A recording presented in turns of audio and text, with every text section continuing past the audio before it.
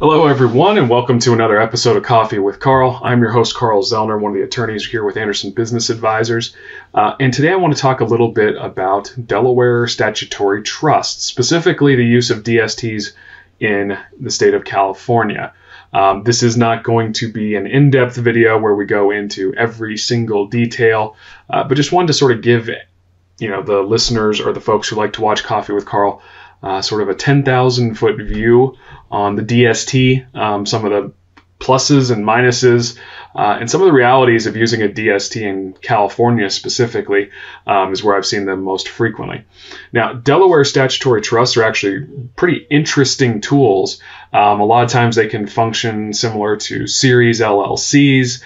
One of the biggest benefits, though, in California is that they are a trust. So they're not subject to the California franchise tax or the California Franchise Tax Board charging that $800 a month is where they start, and then you potentially have the franchise fee.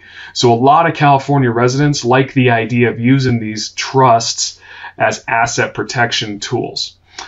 So what I would say is as well, and I've looked into these quite a bit just over the years, had clients use them, had them, ask questions about them. So just picking things up along the way. One thing to note in California is California does not recognize asset protection trusts.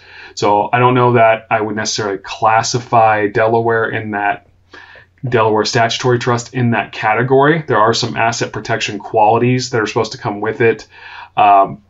However, the real benefit of using that DST is, like I said, it's to avoid that $800 franchise tax in California. Now, the way the DST generally works is it depends on having that out-of-state trustee. So by having that out-of-state trustee, you basically create some additional hurdles if a potential plaintiff were to come sue you for that asset, or somebody got injured on one of those properties if you own real estate. So the idea is you're creating these hurdles, which in essence is creating the asset protection involved in that scenario. Now, from my personal standpoint, like I said, I think they're a neat tool. I think in California, they sort of get, potentially some overhype simply because they avoid the franchise fee or franchise tax. So we want to make sure that it's the appropriate tool for what you're doing. Like I said, California is not going to recognize the asset protection qualities of the trust. So I wouldn't look at it from that perspective. I would, and in most of the case law I've seen, California ends up looking at these trusts like they're grantor trusts. So a lot like a land trust.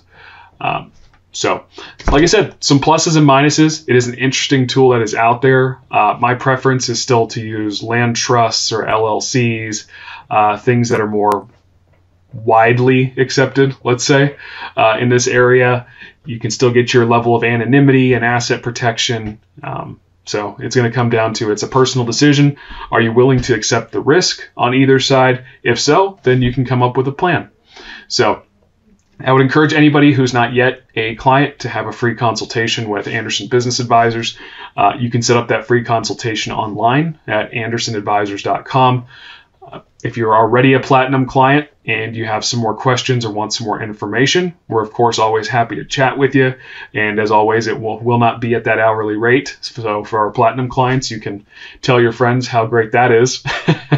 So until next time, it's a pleasure talking with you. Happy to give you that sort of 10,000-foot view on Delaware Statutory Trust, some of the pluses and minuses.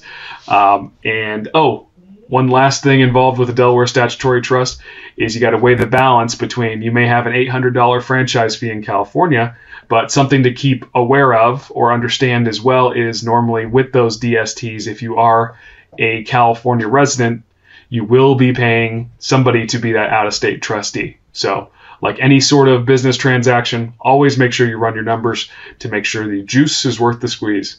So until next time, my name is Carl Zoellner. Like I said, I'm one of the attorneys for Anderson Business Advisors. Keep taking advantage of all of our free content, and I hope to see you at one of our classes coming up soon. Thank you.